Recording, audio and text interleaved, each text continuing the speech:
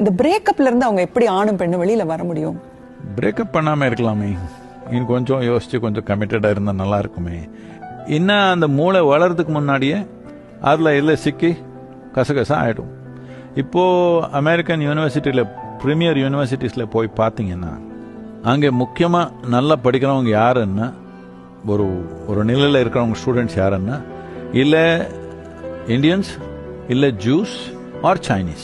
மித்தவங்க எல்லாம் எங்கேயோ இருக்காங்க. என்ன அவருக்கு ப்ராப்ளம்? அவருக்கு என்ன மூளை இல்லையா? இல்லை, அவருக்கு மூளை இருக்குது.